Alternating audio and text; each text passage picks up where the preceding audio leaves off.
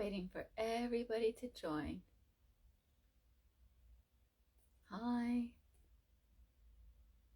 How's everybody doing today?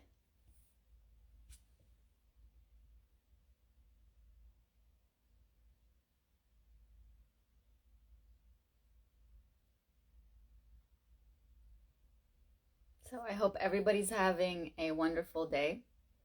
What I've done today to show myself a little bit of self-care and self-love is I had a really good meal, and then I went and got myself some books that I went to the bookstore, I went to Chapters, and I just walked around and picked whatever books were interesting to me, and I was like, let's see, let's explore. So that's what I've done.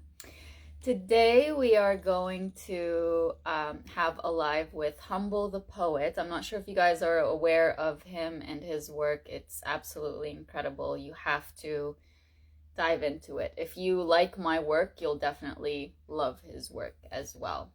So we're going to talk about Welcome Home. So if you guys have any questions, make sure you ask them. I'll try to check comments as we're going along. Yeah. Aw. Okay. Let's see. I love reading your comments, by the way.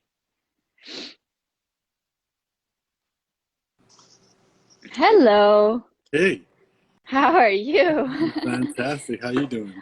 Good. I can't believe this is the first time like we're actually doing this, like as a live. We met in person and we talked, but we've never really done a live, so this is really exciting for me. Yeah, and I like that. I like the fact that we got to develop a friendship before we did any work. I think that's Yeah. important, especially Yeah. in an industry where people develop friendships just to work. Absolutely. I was having that conversation with a fellow poet yesterday who I'm going to meet with in person tomorrow. And she said to me, I started reading Welcome Home and I feel like such a strong connection is there between us.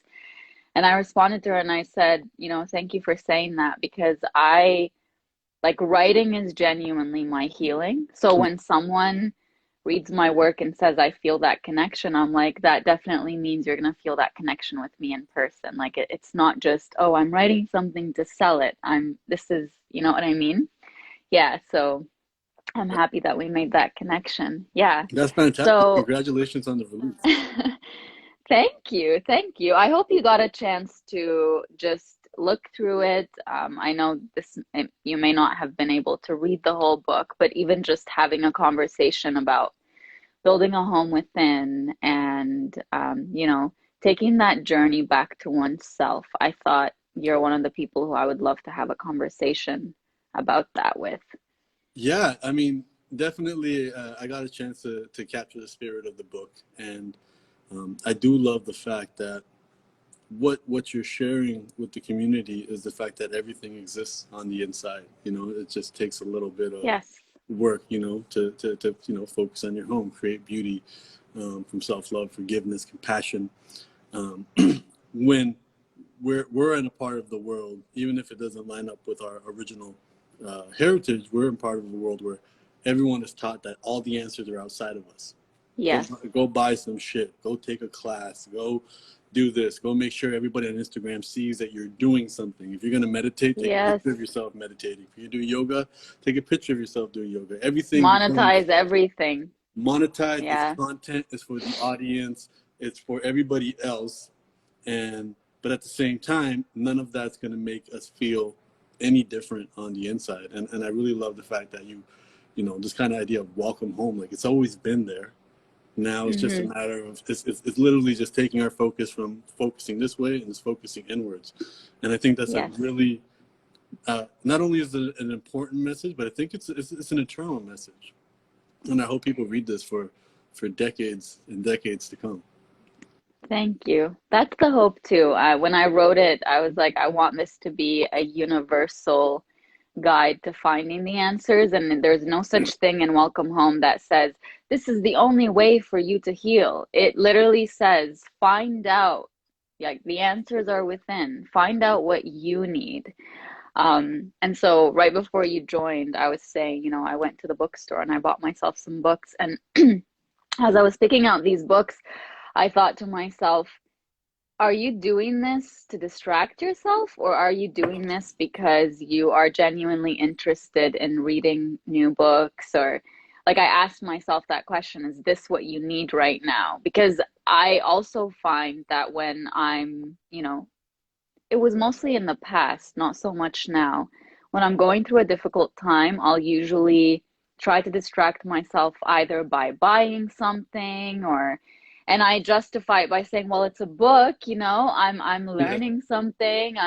But even sometimes we distract ourselves by, joining a course, or we do things where we're like, I'm working on myself, that shows that I'm working on myself. But to actually do the work and listen to yourself and ask yourself, what is it that got me to a point where I feel like I've betrayed myself for so long, or I've abandoned myself for so long? That's hard to do. And it takes, you have to do the work. There's no way of getting around it. Yes, you might post something on social media and get all this feedback, and you're like, oh, I feel like I'm part of a community. But if you don't do the real work, then you'll continue seeking those external connections, those external signs of you're on the right track.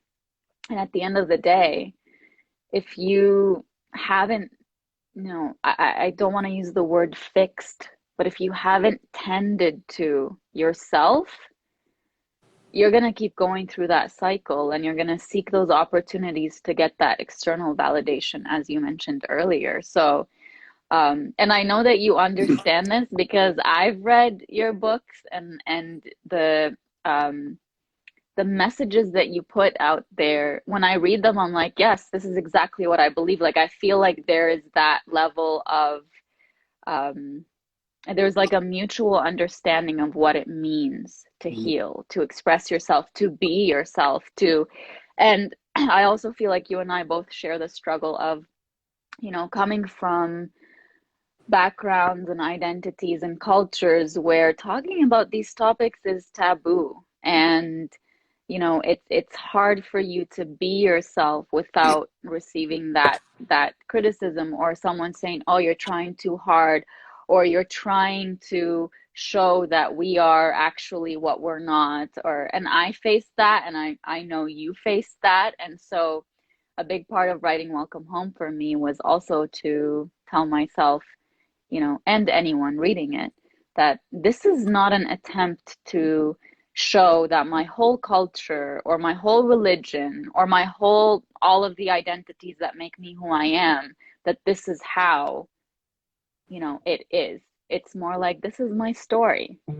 This is how I came home to myself, with the hopes that anybody reading it can say, okay, so what's my story? And what's my journey back to myself? What does that look like? So, um, if I were to ask you, well, maybe we'll do a little activity where we'll have a conversation about this, but what has coming home to yourself meant to you over the years? Like, how did that, what did that process look like for you?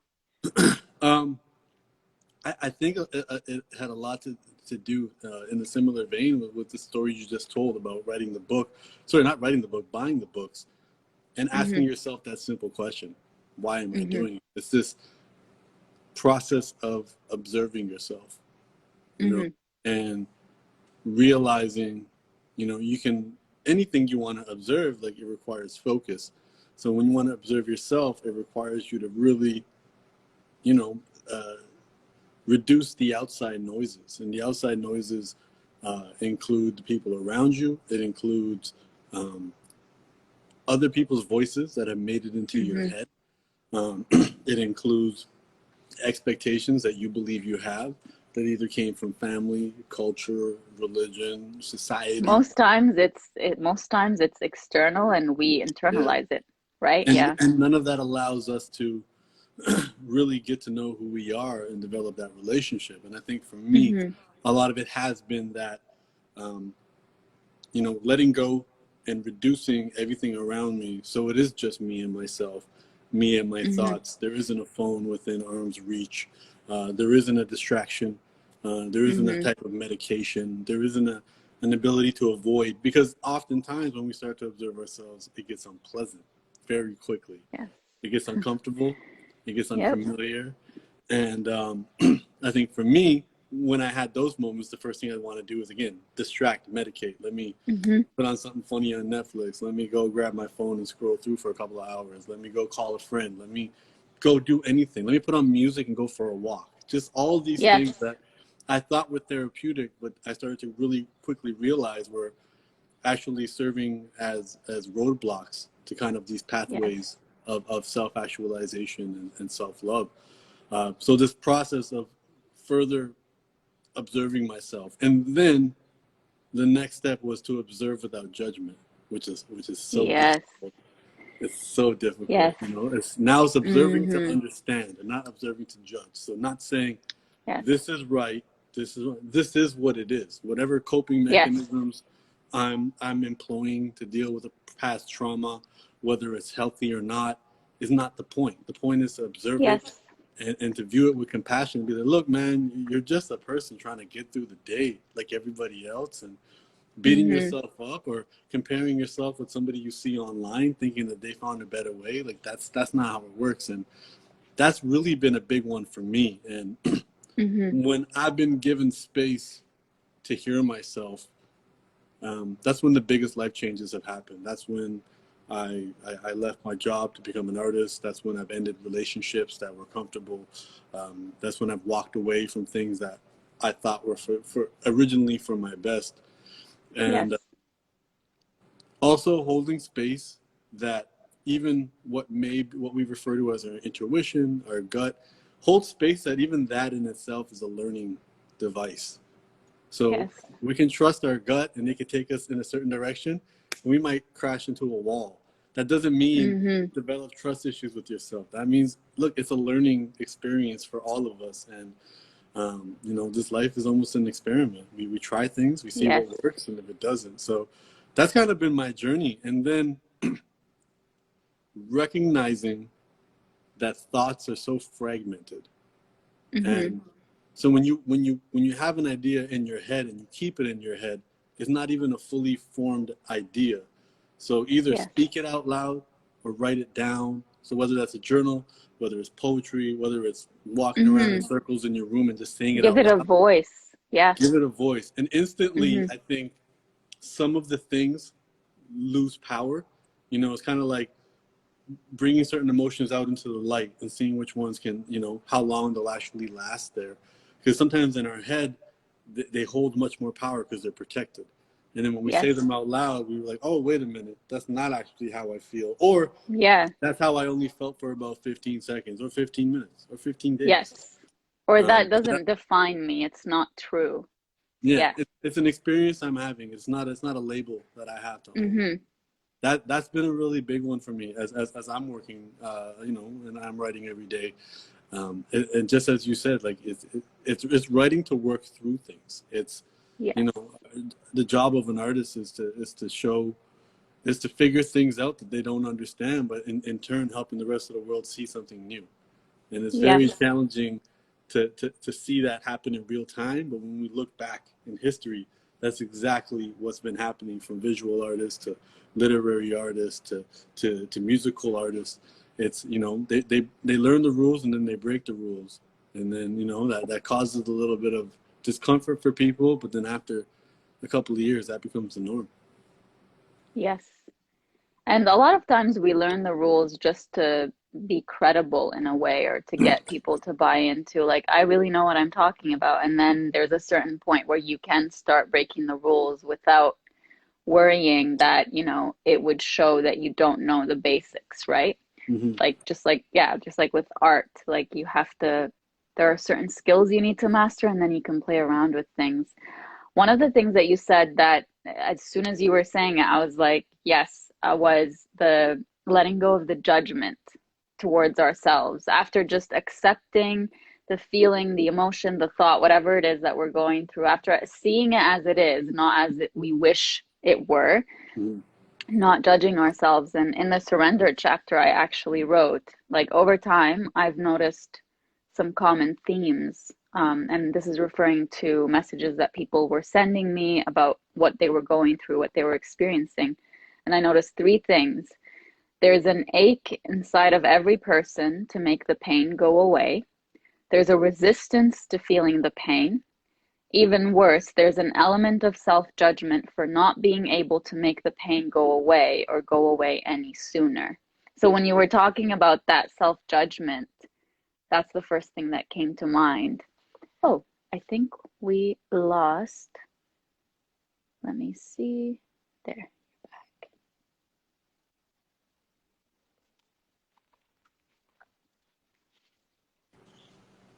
I'm Bad sorry. connection. It's okay. Don't apologize. These things happen all the time. But I was talking about the element of self-judgment. First of all, feeling that ache on the inside for the pain to go away or for the pain to be felt or whatever it is. And there's a resistance. And I always say the resistance is there, in my view, because you're afraid that if you actually acknowledge and validate this pain and see it and allow it in, you don't even know what to do with it, because you're like, if I validate it, then I make it real, as opposed to saying it's real, it's there, I'm hurting, just like people say, I don't want to go to therapy because I don't want to open the door to feeling so many things. They're there, they're not going away. So, and I believe, like, from my point of view and my own personal experience, that element of self-judgment wasn't something that I naturally did when I was younger. It was something that my environment taught me. Like, shame is something we learn from people around us. Like, oh, how could you? How could you go through that? You're so much smarter than going through something like this. And so you learn to internalize that if I fell for something like that, that caused me that kind of pain, then that pain must be my fault, because someone with my level of maturity and knowledge shouldn't fall for something like that. So instead of saying, but you know what, I did, I'm human, we stick to that story. And it's so hard when you were talking about, gut feelings, because I also wrote about that in Welcome Home. And I wrote about how your gut feeling leads you to clarity. I wrote about that in the clarity room. And, I always get the question, like, how do you know that it's actually your gut versus it's those voices that you've internalized? And I always say, step number one, before you try to distinguish whether it's your gut or those voices, is listen to it. Don't say immediately, this must not be my voice. This must be something I internalized, so I'm not going to listen to it. Listen to it and think about it. And genuinely ask yourself, is this coming from a story someone has told me in the past, or a story I've told myself or about my life? Or is it coming from, like, genuinely that inner core of mine that's saying something's off? Like, really look into it, stop, slow down. But the first step is to give that, whatever it is, that voice from within, give it a voice, just like you were saying. Write it down, sing it out loud, dance it, paint it, whatever it is, but just don't say, I'm not going to tend to this, because if I do, then I don't know what to do with it and I don't know where to go with it, right? That's one of the biggest things that stands in our way of making the changes that we need to make in our life, is that we think, well, if I go down that path, it's very unfamiliar. Like when you were talking about getting out of relationships that you were comfortable in, as you used that word comfortable, I was like, was it really comfortable or was it familiar? Because, right, because you can be in a situation where you're like, this feels wrong. Like, I feel like I gave the analogy last week. I made a video saying, like, when a glass shatters, you try very hard to put it back together. And that's like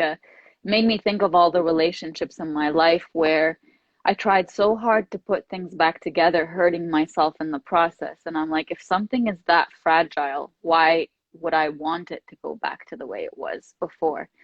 And so, and I feel like we get stuck in those situations where we're constantly trying to fix something because we've gone down that path before. We've been fixers for our whole lives. We've been, people who beg others for love, or not necessarily directly, like, please love me, but it's more, and it's actually more toxic to be indirect, because it's like I am constantly trying through my people pleasing behavior and through shutting myself up when I really need to say something or whatever it is, to tell that person, view me as someone who deserves your love. And we know when we're in that situation that something feels off. We don't feel like we are fully ourselves. And so in Welcome Home, I say, look at the story as it is, not as you want it to be, or not as you wish that it were, or just come to that acceptance. Exactly what you were talking about. Like, just accept it as it is. There is no judgment. We all make mistakes. If there is something that you can apologize for to someone or to yourself, do it. But don't continue to stay in a situation or in a story out of denial that, someone like me doesn't get into a situation like that. So I must change the situation to change that conclusion about myself. And it's so hard to snap out of that because maybe you've never done it before in your life. So when you did, like, think back to any situation when you did actually say, you know what, this is very unfamiliar for me to do, like to end a toxic relationship or to leave your job, which was, I'm sure, financially probably comfortable in some way and gave you some kind of security. Take me back to one of those moments where you really had to do the opposite of what you would have normally done, which is continue trying. And tell me about that. Tell me about how it felt to come to that decision, how making that decision felt, and how long did it take afterwards for you to feel that freedom and liberation on the inside? Like, you know what? I actually did the right thing. Yeah, that's a really that's a loaded question. As my questions usually are. No, and I love that. I think probably the leaving the job would probably be a better example, just because I'm still figuring out the relationship stuff. So I think there's stuff that still gets sorted out there. But the job stuff, that was 10 years ago. I think the Mhm. big thing I learned was I love what you said about let it play out. I think Yes. the simple definition of stress is trying to be in two different places at once. So, as Hmm. you said, there's how it is and how you want it to be. And if you're not reconciling those, you're creating stress. So step one is Yes. just acknowledge how it is, and then we'll focus on the uncomfortableness or an unfamiliarity required to take it to where it has to be. And I think it's the Carl Jung quote, Yes. which is, to go from a bad place to a better place, you have to go through a worse place. Ooh. And so for me, it was the realization. I was an elementary school teacher before all of this, and it was the realization. And I was creating art and making music and poetry and everything on the side, and it was always meant to stay on the side. And I think it That's was like how I started too. yeah. I think as Exactly. many of us, none of us are taught Yeah. to dream very big, Yeah. and let's be completely honest. To earn a full-time living, let alone a living beyond full-time, as a creative is extremely difficult. The odds are not in many people's favor. So, Absolutely. Yes. um, initially I could not differentiate whether it was my higher self, whether it was my ego, whether it was other people's voices that had got into my head. But the first observation that I made was, amongst the artists that I was working with, Hmm. I developed this reputation as being um, very hard on them, pushing them to work extra hard, asking them to stay later, going above and beyond. And then my Hmm. reputation as a teacher was the complete opposite. I was known as the lazy guy. And that really, I didn't even, and the first time I thought about it, like, wait, maybe I'm not lazy. Maybe I'm doing the wrong thing. Yeah. That's Because so powerful. That's so powerful. Maybe I'm not lazy. Maybe I'm doing the wrong thing. That's so powerful. Sorry yeah. for interrupting you, Oh, but I no, just, not at all. I think that's an important thing to highlight. And yes. that was the first thing that stood out, because I clearly was like, and I remember the superstar teachers in my school, and I realized I would roll my eyes at them the way these other artists were rolling their eyes at me. Because I would say, look, we're not leaving until this project gets done, or we're going to keep Yes. going, or we're not taking 1 hour weed breaks in between shoots. We're not doing all these things that, like, this is serious. Let's take this serious. And, you know, Hmm. because as you know, there's a difference between being an amateur artist and a professional, and a lot of it has to do with your work ethic. Absolutely. It's not simply Hmm. about what you put out there, it's how you conduct yourself and how you create. So I think when I realized that I could be you know, I was more like my superstar teachers in the art world and not this. That was the first step to leaving, and there was a lot of fear because there wasn't going to be any money associated with it, and then that Yes. created a new dialogue in my head that, you know, money would have to be more than I make as an elementary school teacher, and I've been doing it for a couple of years. Um, but what ended up happening was, you know, I ended up, you know, meeting some shady characters. They ended up presenting an opportunity to me that sounded more lucrative than being a teacher, and I left my job. And then, you know, that opportunity fell through. So then it put me in a Yep. situation that I needed to be in, that I was too afraid to be in, which was starting from zero. If anything, starting in debt without having any money. But I love the fact that it was about listening to whatever voice was speaking in my head, whether it was my ego saying that you can do more, whether it was my higher self being like, listen, this isn't a choice. This isn't a passion. This Yes. is your obsession. This is your purpose on this planet. You know, it doesn't matter if you make money or not. The world, you know, you need to put these words together and the world needs to hear them. The end. You know, everything Yes. else is secondary. Or if it was an insecurity, you know, and a fear of not realizing my potential. Because I feel at the end of the day, they're all different rivers leading to the same ocean. And they all took me there eventually, and the clarity came. And the only thing that happened was when I approached it from a lower frequency, you know, um, things moved slower, and there wasn't a Hmm. lot to show for it. Um, but I was kind of, you know, trying to play it safe, you know. And then when you get into the world of art, you know, now you're trying to figure out, how do I make money off of this, and then you start, you know, quote unquote, playing a game and trying to figure, you know, Yes. now you're not creating because there's a sense of urgency to create something. You're creating under the idea of, how can I use my talents to impress other people, to gain their attention and make money, which is up from a lower frequency. What I realize now, you know, 10 years after the fact, is you can't skip steps in a gradient. You know, I had to start from a lower frequency. I had to Yes.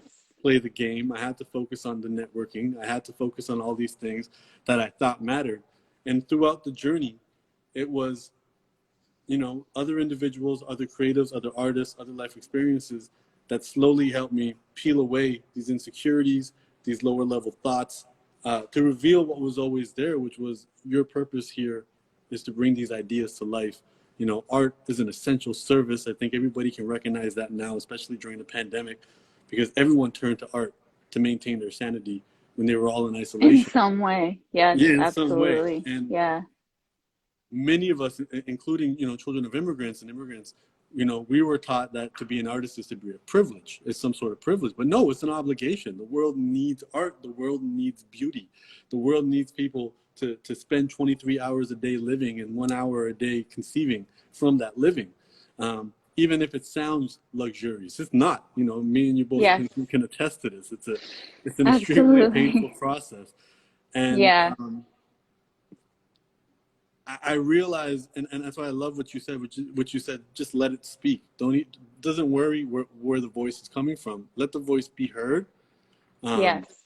and start the journey based off whatever voice that is. Even if that voice is a superficial ego, or it's your mom's judgmental voice, let it be the first voice, because that in itself is a form of meditation. Because what you're doing is you're clearing out the inbox, because Yep. the real estate that outside voices occupy in our minds will never be more than our essence, you know. And our essence, when you go all the way into the depths of it, is just truth, you know. Yes. God, truth, the source, whatever you want to call it. And it's like peeling an onion away. We got to peel. The original layers are going to be society's expectations, our parents' expectations, our religion's expectations, our culture's expectations, social media algorithms, all that bullshit. Yes. We can't skip it. We gotta peel away at all of that. And I've realized that as I go, and then starting to recognize, as things started to go well, you write a couple of books, you get a bestseller, you start earning money, you find yourself in a comfortable situation. What that does to how that in itself can create chaos, and that can create a whole bunch of loss too. Because now, at least 8 years ago, when I couldn't afford to pay my bills and I was living at my parents', there was a singular focus, and I was able to every day wake up in the morning and think, okay, this is what has to be done. And once we create an environment where we can combat outside forces much better than we could in the past, whether it's purchasing my own home and now isolating myself from other people's stuff, having assistance, having buffers in terms of people being able to control that, reducing my social media. Then you start to realize where the main set of problems exist, and they're internal. Yes. And now we're dealing with, Absolutely. insecurities, traumas that we are aware of and traumas that we're not aware of, but are still, are still having an effect on us. And I think for me, now it's been, okay, let's write through it. Let's work through it. Let's dance through it. But let's also, I have to combat that idea of like, oh, but you're also a public figure. So if you do put this out tomorrow, there will be a sizable amount of people who read it. And that in itself starts to inject into the work. Like, oh, I have to make this more digestible. I have to make this more accessible. Or what will people think? Oh, I've already said that. People are going to catch me. Oh, I read an Amazon review that already criticized me for repeating myself. I can't do that. And it's going back to your original point of just observe yourself and be like, look, that's all understood. But I mean, every single creative that I love, I've caught them repeating themselves. It doesn't matter. My favorite rappers, I found flaws in their music videos. I don't care. I've seen people mess up on stage. I don't hold it against them. But we've become hypersensitive to it because there's certain environments, namely social media, which has created this for us, where it is not space for us to be ourselves. It's space for people to tell us who we should be. Yes. They tell us, and they might not tell us directly. They might just tell us with the likes, or they may tell us with the number of comments, or they may tell us by the rate of our followership growing up. It's not allowing us to be ourselves, put ourselves out there and be seen and be accepted, which is the definition of connection. Yes. Instead, it tells us, this is who you need to be. Okay, you posted 3 pictures. Yeah, you posted 3 pictures this week, and the one picture of you in a bathing suit got the most likes. Subconsciously, maybe we should do more bathing suit pictures. Yeah. Or maybe he's got to do more red turban pictures instead of black turban, or whatever it may be. And I think from that standpoint, it's become a really interesting observation. And I think for me, the discomfort will always be there. And now it's a practice of voluntarily jumping into it, not waiting for it to find me. I think the discomfort of leaving my job found me once I realized the people who had promised me a living wage to be an artist disappeared, and there I was in debt without any way of making any money. And then my journey began. But now it has to be, okay, let's go sit in a bathtub full of ice. Let's go talk to a stranger on the street. Let's go, try something that hasn't worked before. Let's go, put ourselves in situations that are just, as you said, unfamiliar. And because we can even find familiarity and discomfort. We can work out long enough that we find comfort in the burn of doing 100 sit-ups. Yes. And that's no longer, it's uncomfortable, but it's still familiar. So we have to continually try new exercises, new stance, new writing styles, new everything. And that I feel like is the recipe to build that self-respect. Doing hard stuff builds that self-respect. And I think the more self-respect we have, the less self-esteem we chase. Because I think self-esteem really comes from that outside. So for me, that's kind of been this journey, which was, it all began with everybody else's voices. Me comparing myself to other people, me believing I sold myself short, me believing that I wasn't challenging myself enough in the profession that I had, then putting myself in a profession where it is nothing but challenging. My brain feels exhausted every single day, even if it's just writing 3 lines. And now the new challenge is compassion and saying, hey, look, you sat down, you tried to get to work, your goal was 1,000 words. You didn't get the 1,000 words done. That's okay. We're not going to beat you up for it. and then being like, well, how do I make the adjustments? All right, instead of saying 1,000 words a day, we're going to say 1 hour uninterrupted writing, whether it's Mm-hmm. 10,000 words done in that hour or whether it's 5 words. If you accomplish it uninterrupted, it's successful, and we're going to praise the efforts. Yes. And it's and when once I realized that, I'm like, okay, I'm still and will forever be peeling away these layers, and some of these voices are still my mom's. Some of these voices are still Mm-hmm.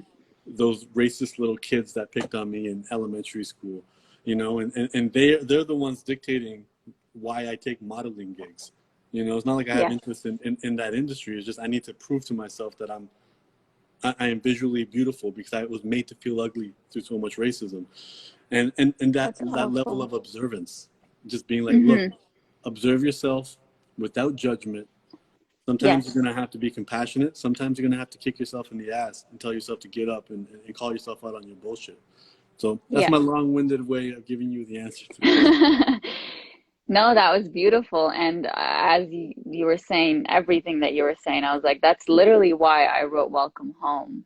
I Mm. wrote it to just for my own self to say, stop defining yourself by what the world tells you. Stop defining yourself by what the definition of a good woman that you were raised to believe, you needed to be. Stop defining yourself by the people who, say, oh, she used to be so kind and so quiet and now she's speaking up, and she keeps talking about this pain. Why does she keep talking about this pain? She's a victim. She's constantly, portraying this image of, I'm going through so much. And I can confidently tell you right now that I am nowhere near being that person that I was before, where I would think of what people think, before I post something, before I share something. I just don't have that in me anymore. And I think it's because all of the work that I've done that led me to a point where, I wrote Welcome Home and led me to a point where I felt comfortable putting it out into the world. I no longer think, oh, this post got, 50,000 likes. I'm going to create ones exactly like it so that they could get 50,000 likes. It's more like, I see that this topic has resonated with so many people, and I could see it from the comments. I can see it from the messages that I'm getting. So I'm going to try my best to put more of that content out there. So the focus isn't on getting validation that I'm doing the right thing by the number of likes or follows or whatever. It's more like getting the validation that this work is needed out there. We lost him again, but we will get him. I could read some of your comments in the meantime. I will save the live, I promise. Let's see. We'll wait again for a little bit. Yeah. So, and I talk in the clarity room. Let's see if, yes, he's back.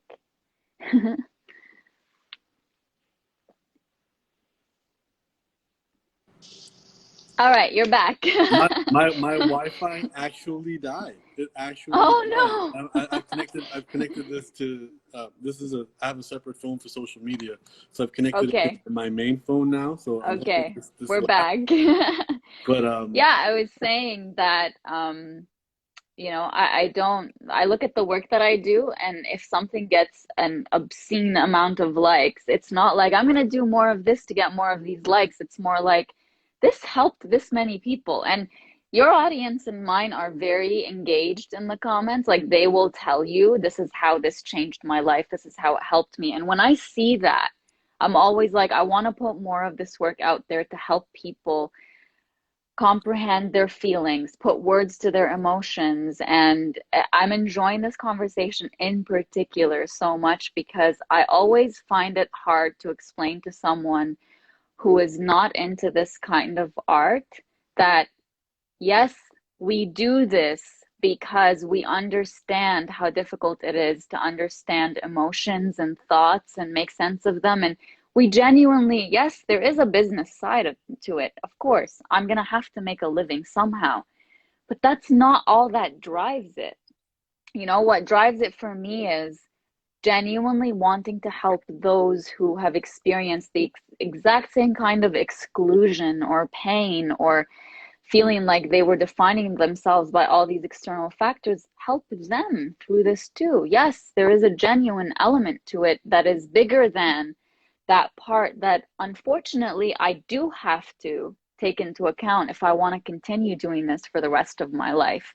You know, it's not the main reason I do what I do. It is the main reason that many out there who do the work that you and I do that work, because they see, you know, but check your intentions, like just like you kept saying, check with yourself, why am I doing what I'm doing? And I talk about that in the clarity room. I say, what is your focus, what is your purpose? Like, ask yourself, what is my intention behind this? What's the reason that I want to accomplish something? And as you were talking about how there's so much that you said that I was like making mental notes. I'm like, I have to bring this up. Just peeling the layers. You're constantly peeling the layers. And the way I referred to it in Welcome Home is unveiling yourself before your own eyes, right? I say in the clarity room, I say, there is a reason that when you look in the mirror, you know, literally or figuratively, when you look, try to see yourself, there is a reason that you don't know what you see and you don't recognize what you see. And the reason is that you haven't done that in so long. So it's kind of like having a mirror that hasn't been cleaned in ages, and you're looking in it trying to see yourself. And without cleaning that mirror, without peeling those layers, without unveiling yourself from all of those layers of, you know, this is what I should be, this is who I should be, this is what I should be doing. Without doing all of that, we lost him again, but we will get him. Without doing all of that, you don't erase that blur. That's what I refer to. It's like you're looking at yourself and you're trying to see yourself, but you're looking at yourself in a mirror that isn't clear. It hasn't been cleaned up. It hasn't been, you're not seeing yourself through your own eyes. You're seeing yourself through the eyes of everyone around you who's been in your life from as long as you can remember, as far back as you can remember to this point. So we'll wait again for him to join again. But so unveiling yourself. So if you imagine, you know, think of the Russian dolls, you know, you're right at the core of that. And there are so many identities that are surrounding you saying, this is who you are in this situation, and this is who you are in this situation. This is who you need to be loved and welcomed in this environment. So you need to peel all of that. You need to unveil that inner core of yourself that's right in the middle, and, you know, let those layers fall apart, understand them, and say, you know what, I've worn this label, whatever it is. I gave one example in Welcome Home of me taking my hijab off, or me, you know, like I said, literally or figuratively, you have to peel those layers away. You have to unveil that inner self of yours so that you can actually witness yourself and be one with yourself. So that's all in the clarity room. And we got you again. You missed the whole explanation No, of I come back to the room and it's you solo, and you were giving the explanation about revealing yourself, and Perfect. Okay. I think probably maybe a 5 second gap. I did want to say Okay. the book. I love how you use language, how simply you use language to change things. So I'm looking at Thank you. where, instead of saying why can't I have that, you change it to why don't I have that. Yes. That's a That big one. Yeah. instead of it, implying that it's not achievable, strips away your power. I will never have it. Calls for submission, and it serves as a roadblock. Changing it to why don't I have that? It implies that you can have it. It doesn't strip away your power. It gives you purpose now, and now it serves as a road brick. And I like that. Changing road Yes. brick. And you wrote, Yes. the goal of constructing the road that leads to your home within is not to avoid roadblocks in your way. Rather, it's to break them down and use them as road bricks. You can interlock to construct a road. That is what makes the road to your home unique with you. And that reminds me of a quote that says, failure isn't the opposite of success. Failure is the path. Failure is the bricks we use to pave the path to success. And Yes.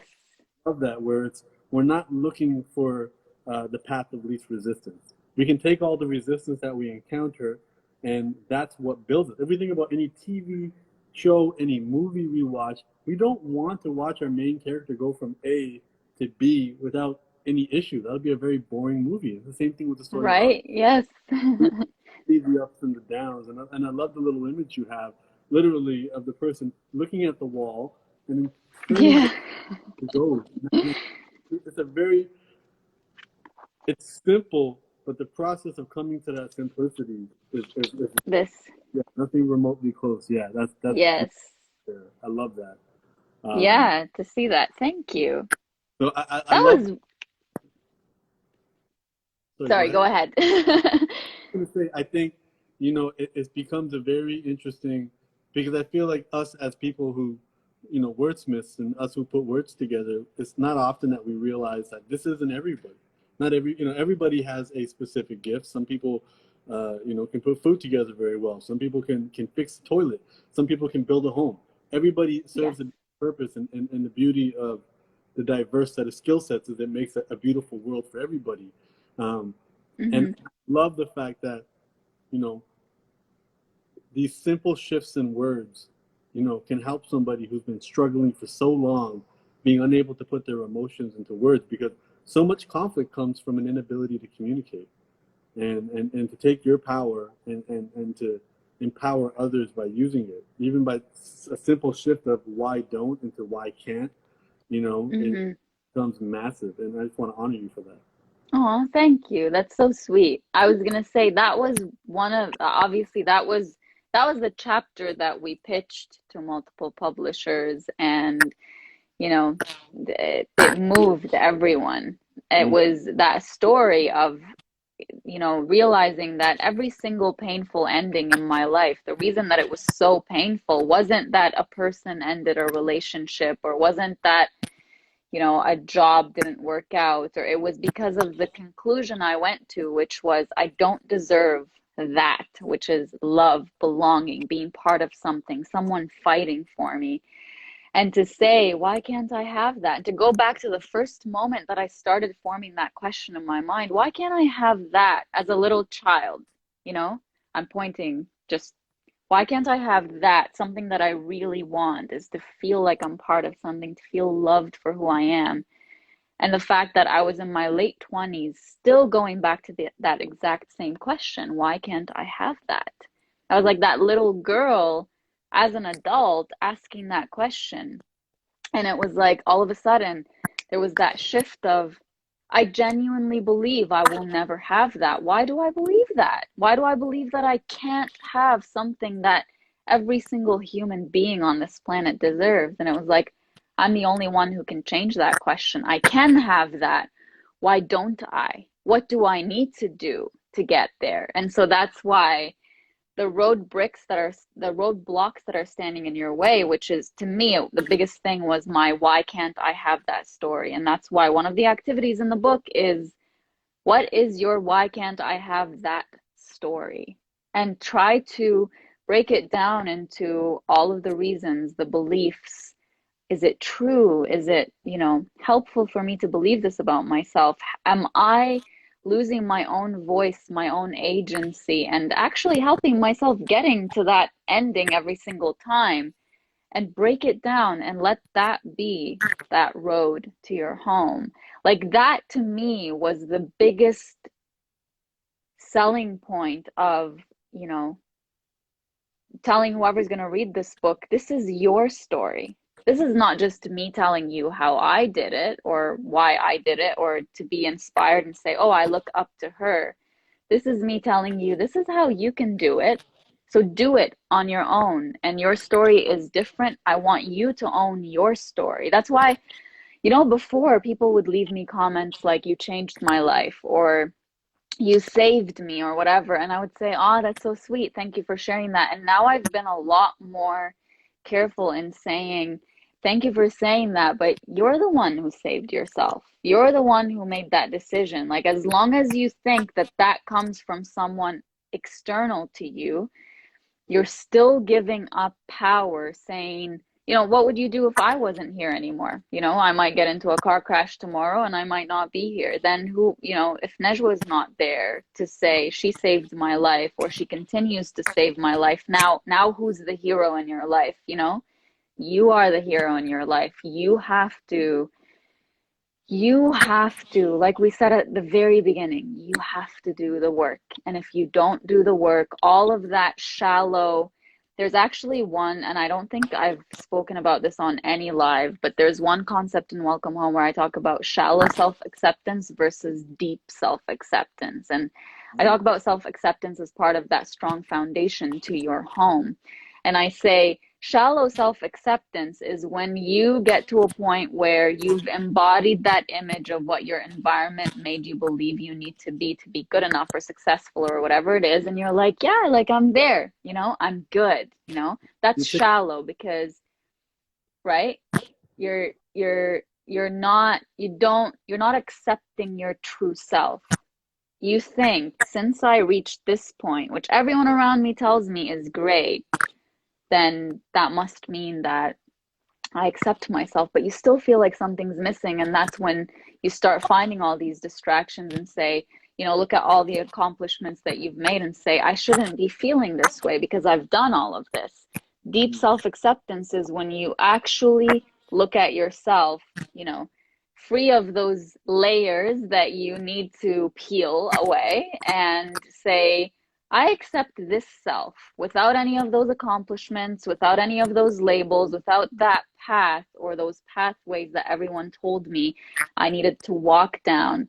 And once you do that, very little can affect your happiness. Like very little can take you on an emotional roller coaster of I'm great today and I'm not so great, because you're not basing that happiness on the acceptance through other people's eyes. You're basing it on your own acceptance through your own eyes. And I can't say this enough, that makes you the most powerful person in your life.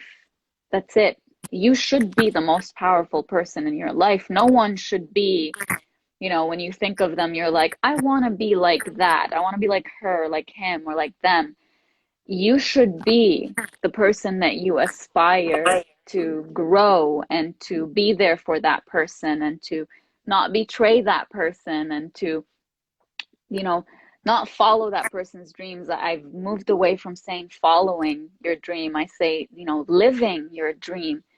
You should be the person that is, you know, the you should be the person where you invest every belief in someone into, you know, first before you do it for other people. Just like you were talking about, you know, teaching versus writing and versus creating art. You were doing all of that work for others. And then when it came to your own work, which you weren't engaged in, you weren't doing that for yourself. And so by choosing to do that for yourself, now this is what led you to where you are today.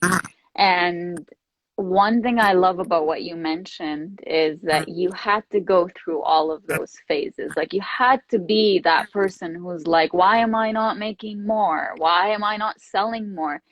You have to go through that with awareness and with paying attention in order to get to be the person that understands that that way of thinking and that way of living, it doesn't serve you, you know?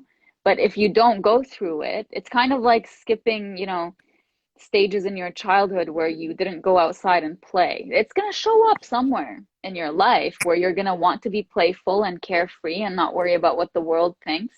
You have to go through all of those stages, and there is absolutely no judgment. It's once you say, this is what I'm thinking, this is what I'm feeling. On a logical level, I don't think I should be feeling this way. On a logical level, I don't think that I should be thinking this thought, but I am.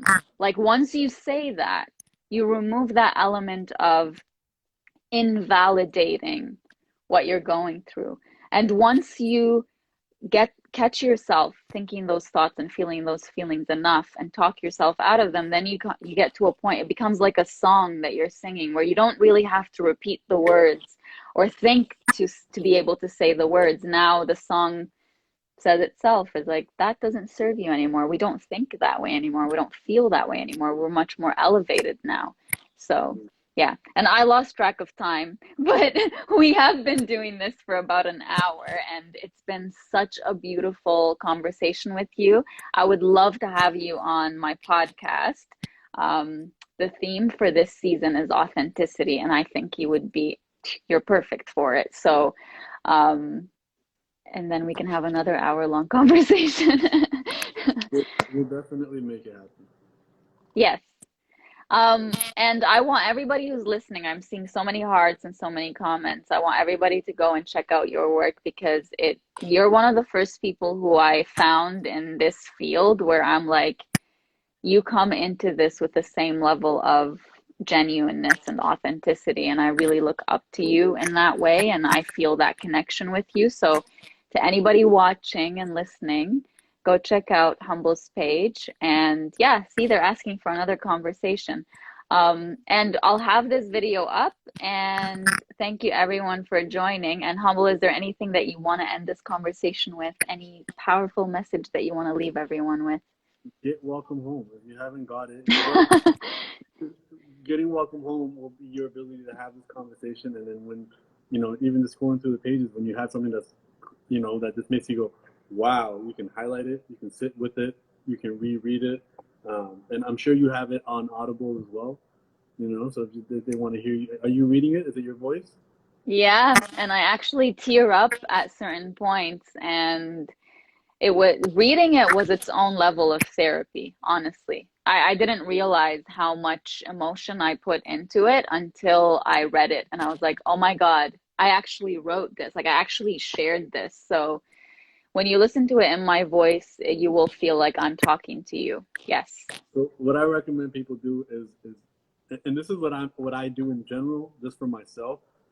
Get the Audible and get the physical book. And then when you hear something that just resonates with you, go to the book, put a sticky note in there, And highlight it. Yes. do that. And then every so often, when you have the urge to pick up your phone and mindlessly scroll, don't. Pick up Welcome Home and go through your sticky notes and reaffirm. Aw. Everything worth hearing is worth repeating, and go back to your school days. We have to reinforce. You have to reinforce. Practice, practice, practice. And I'm loving the fact that this is a guide.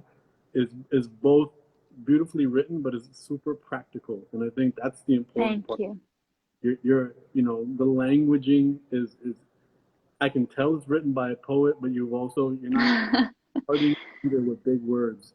You're not getting them lost with the abstract. I love the little illustrations. I think that allows people to, as you said, like, this is what we've been doing for thousands of years. This is what we were doing when we were painting on caves. We are taking Yes. our story and we are sharing it with other people so they can take things to the next level by hearing their story within ours, having some of those problems addressed first, and they can go set the next set of problems. And this is how we evolve as a species. And I just want to Yes. honor you doing your part in this. And I wish you nothing but love and success. And I'm definitely down to be on the podcast. Oh, you're so sweet and kind, and it came through every single word that you said. And I am so looking forward to having another conversation with you. And I'll message you as soon as we're done here. But thank you to everyone who joined, and I'm sending you so much love, and we will talk soon. Bye.